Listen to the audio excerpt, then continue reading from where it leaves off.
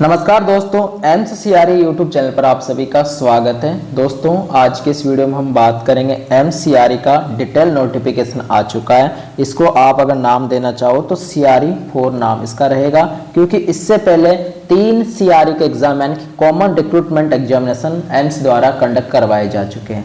ये एग्जाम होगा एमसीआरई 4 के नाम से, जैसे जिस प्रकार not set 1, not set 2, not set 3, not set 8, not set 9, 10 चल रहा है, उसी तरीके से एम्स के भी अब एमसीआरई 4 स्टार्ट हो चुका है। इसके एप्लीकेशन फॉर्म आ चुके हैं और आपको कुछ दिन पहले भी पता लगाया था कि आपके साल में अब 2 बार सीआरई का एग्जाम कंडक्ट करवाया जाएगा। तो उसी को ध्यान में रखते हुए एमसीआरई 4 का नोटिफिकेशन जारी हो चुका है।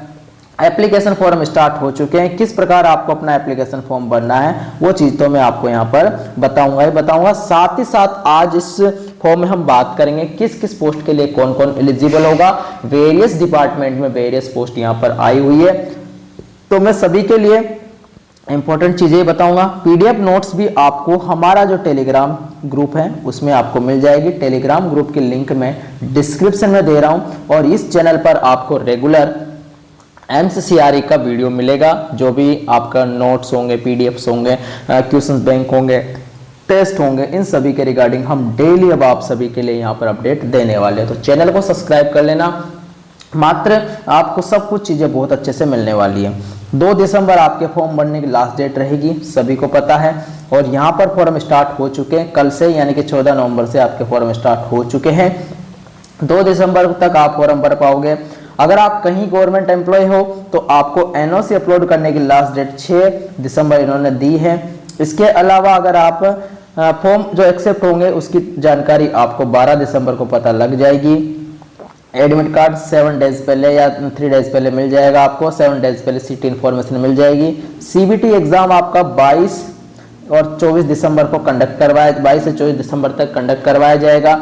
स्किल टेस्ट जिसमें भी होना है उसके बारे में बाद में सूचना आपको दी जाएगी। तो क्या है एमसीआरई का, एमसीआरई के बारे में कितनी पोस्ट इस बार एमसीआरई में आई है, तो इस वीडियो में हम जानेंगे केवल एमसीआरई की एजुकेशन क्वालिफिकेशन और उसकी फीस, इसके अलावा कितनी पोस्ट है किस डिपार्टमेंट में है। बाकी यहाँ पर अगर आपको फीस की बात करूं तो जनरल और ओबीसी के लिए 3000 रुपये, एससी एसटी और ईडब्ल्यूएस कैंडिडेट्स के लिए 2400 रुपये फॉर्म फीस रखी गई है। साथ ही साथ एससी और एसटी का जो फॉर्म फीस होती है वो रिफंड हो जाती है। ठीक है, एससी और एसटी की जो फॉर्म फीस है वो रिफंड हो जाती है। इसके बारे में इन्होंने यहाँ पर मेंशन कर रखा है। तो ध्यान रखना, जो आपका एग्जाम है 22 दिसंबर से 24 दिसंबर तक कंडक्ट करवाया जाएगा और फॉर्म फीस आपको मैं बता चुका हूँ। बाकी आगे हम इसमें देखें कुछ चीजें, तो इसके एजुकेशन क्वालिफिकेशन और एग्जाम पैटर्न जो देखते हैं। एग्जाम पैटर्न यहाँ पर रहेगा, 100 एमसीक्यू आपके आएंगे। ध्यान रखना, एग्जाम पैटर्न के ऊपर स्पेशल अलग से वीडियो बनाएंगे। 100 एमसीक्यू आपके आने वाले हैं, जिसमें एक क्वेश्चन आपका 4 मार्क्स का होने वाला है। 90 मिनट का आपका पेपर होगा। अब इस पेपर में जो 100 एमसीक्यूज हैं इनको 5 पार्ट में डिवाइड करा जाएगा। कितने? 5 पार्ट में डिवाइड करा जाएगा। एक पार्ट जो आपका होगा उसमें 20 क्वेश्चंस होंगे, 20 एमसीक्यू होंगे और एक जो पार्ट होगा उसके लिए 18 मिनट का समय आपको दिया जाएगा। इस तरीके से यहाँ पर पार्ट डिवाइडेशन होंगे और आपका पेपर बनेगा। डिटेल एक्सप्लेनेशन जो आपका रहेगा सीबीटी के बारे में वो अलग से देखेंगे। बाकी इतना बता देता हूँ, 1/4 नेगेटिव मार्किंग आपकी यहाँ पर होने वाली है। ठीक है, तो ये हो गया एमसीआरई के बारे में बात। अब हम आगे देखते हैं इसका जो सिलेबस है। सिलेबस नेक्स्ट वीडियो में डिस्कस करेंगे, बहुत बड़ा, हर पोस्ट का अलग अलग सिलेबस है, सारी चीजें अपन अलग अलग देखने वाले हैं। फिलहाल हम देखने जा रहे हैं इसका एजुकेशन क्वालिफिकेशन क्या क्या मांगा गया है। तो यहाँ पर सबसे पहली पोस्ट आती है असिस्टेंट डाइटिशियन। ठीक है, इसके लिए यहाँ पर MSc food nutrition recognised university से यहाँ पर मांगा गया, साथ ही साथ 2 साल का एक्सपीरियंस भी मांगा गया है। नेक्स्ट जो पॉपुलर पोस्ट है वो है आपकी डबल एओ या फिर असिस्टेंट, जिसको बोलेंगे एग्जीक्यूटिव, जिसे एनएस या जूनियर जेएओ, जूनियर एडमिनिस्ट्रेटिव ऑफिसर या ऑफिस सुपरिटेंडेंट। इन सभी के लिए जो एजुकेशन क्वालिफिकेशन मांगी गई है, जिसके लिए सभी अभ्यर्थी आवेदन कर सकते हैं। Only basic bachelor degree, only आपके पास कोई भी बेसिक बैचलर डिग्रीज है, बैचलर्स डिग्री है अगर आपके पास, तो आप इस वैकेंसी के लिए फॉर्म आवेदन कर सकते हो। कोई भी बेसिक 3 साल की आपको मिनिमम 3 ईयर बैचलर डिग्री आपके पास है तो आप इस पोस्ट कोड के लिए, पोस्ट कोड 2 है, इसके लिए आप क्या कर सकते हो, आवेदन कर सकते हो। इसके नोट्स आपको एक चीज बता दूं, इसके नोट्स की PDF plus 10 test series, 10 test जो आपके एग्जाम के अकॉर्डिंग एमसीआरई के सिलेबस के अनुसार हैं, वो आपको मैं एक लिंक दे रहा हूं एप्लीकेशन की, वहां जाकर आप इनको देख सकते हो और अपना पढ़ सकते हो। ठीक है, अभी कुछ टाइम बाद अपडेट हो जाएंगे, अभी अपडेट नहीं हुए हैं, लेकिन एप्लीकेशन पर आपको ये सब चीजें मिल जाएगी।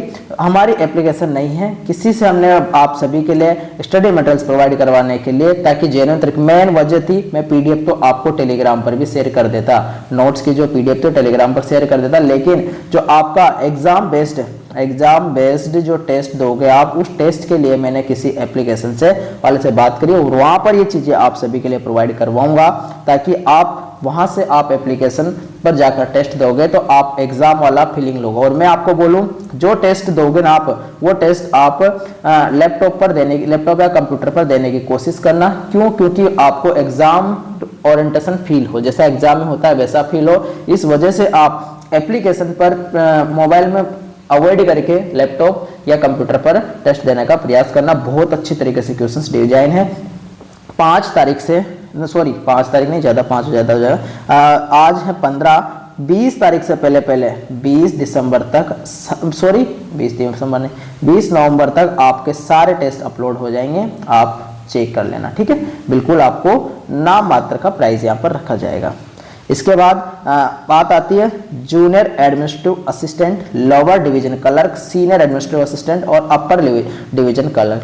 इन सभी के लिए भी वो सभी अभ्यर्थी आवेदन कर सकते हैं जिन्होंने किसी भी स्ट्रीम से 12th पास करी है। 12th पास छात्रों के लिए ये बड़ा मौका यहाँ पर रहने वाला है, तो 12th पास छात्र इसके लिए आवेदन कर सकते हैं। आपको बेसिक कंप्यूटर नॉलेज होनी चाहिए। 35 हिंदी इंग्लिश में आपकी टाइपिंग स्पीड और 30 आपकी हिंदी में स्पीड होगी, तो आप इसके लिए आवेदन कर पाओगे। AIIMS Bhopal, Bhubaneswar, Kalyani, AIIMS new Delhi, Bathinda, सभी जगह यूडीसी एलडीसी की पोस्ट है। सीनियर एडमिनिस्ट्रेटिव यानी कि यूडीसी की अगर मैं बात करूं तो लेवल 4 की पोस्ट होती है, और इसके लिए वो सभी अभ्यर्थी आवेदन कर सकते हैं जिनके पास डिग्री है और उनको बेसिक कंप्यूटर नॉलेज हो, वो इसके लिए आवेदन कर पाएंगे।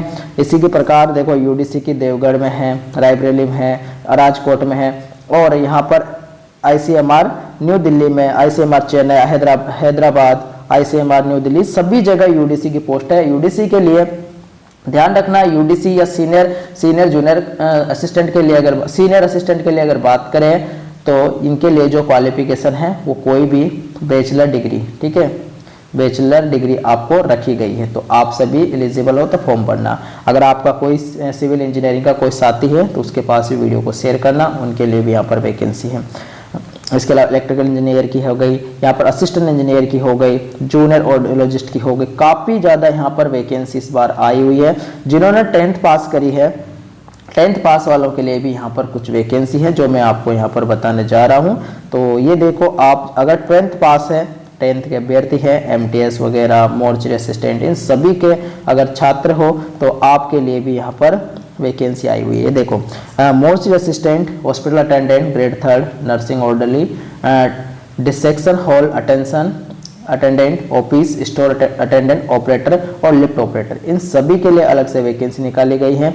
अगर आपको यहाँ पर 10th पास 1 ईयर एक्सपीरियंस है कंसर्न डिपार्टमेंट में, किसके लिए, डिसेक्शन हॉल अटेंशन के लिए, तो आप इसके लिए एलिजिबल हो, मतलब एक्सपीरियंस आपको यहाँ पर मांगा गया है। हॉस्पिटल अटेंडेंट के लिए यहाँ पर आपसे सिर्फ और सिर्फ बोला गया है कि 10th पास होना चाहिए, साथ ही साथ आपके पास हॉस्पिटल सर्विस कंडक्ट का जो रिकॉग्नाइज सर्टिफिकेट है वो भी आपके पास होना चाहिए।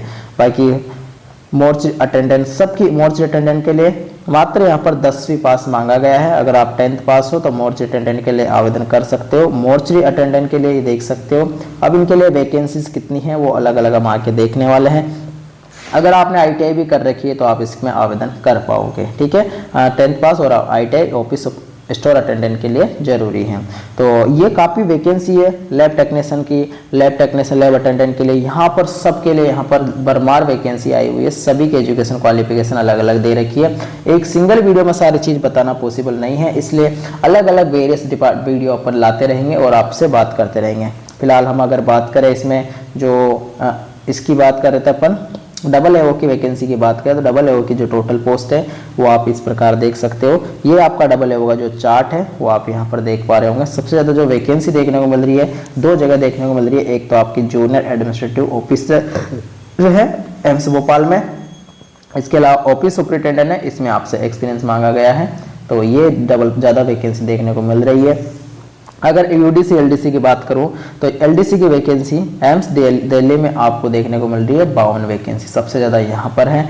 इसके अलावा आपको अगर लोअर डिवीजन राजकोट में 16 है। बाकी यूडीसी जो सीनियर क्लर्क हैं, जैसे जो सीनियर क्लर्क बोलेंगे, इन सभी की वैकेंसी आप 5, 7, 2, 4, 3, 4, 5 इस तरीके से देख पा रहे होंगे। एम्स राजकोट में 7 है, बाकी एम्स रायबरेली में 5 है, और इसके अलावा हैदराबाद में आईसीएमआर हैदराबाद में 3 है। ये यूडीसी एलडीसी की वैकेंसी का चार्ट आपके सामने है। ठीक है, सिविल इंजीनियर का अलग से हो जाएगा। अब हम अगर आप देखें एमटीएस वाली या मोर्ची अटेंडेंट की टोटल सीटें देखें तो उनकी सीट आप इस प्रकार देख सकते हो। इस बार काफ़ी कम सीट एमसीआरई में आई है, जो आनी चाहिए थी, जो हर बार आती है उसकी तुलना में काफ़ी कम सीट आपकी यहाँ पर रहने वाली है। लेकिन इस बार अगर मेडिकल लैब टेक्नीशियन वालों की बात करें तो जूनियर एमएलटी के लिए 40 सीट है। एम्स रायबरेली में 40 सीट आपको देखने को मिल रही है, तो काफ़ी अच्छी संख्या में यहाँ पर सीट आई हुई है। तो आप अगर आपका कोई भी दोस्त इन वैकेंसी से जुड़ा हुआ है तो उसके पास वीडियो जरूर शेयर करना और उनको बताना कि इनके लिए अच्छे से तैयारी करें। मौका बार बार नहीं आता, एक बार मौका अगर हाथ से चला जाता है तो फिर चला ही जाता है। तो दोस्तों ये वीडियो जरूर अपने सभी साथियों तक शेयर करना। बाकी और भी डिटेल्स बाकी हैं, जैसे जाति प्रमाण पत्र हो गया, सब कुछ अलग अलग मैं वीडियो बना कर आपको अपडेट दूंगा। चैनल को सब्सक्राइब जरूर कर लेना। धन्यवाद साथियों, टेक केयर।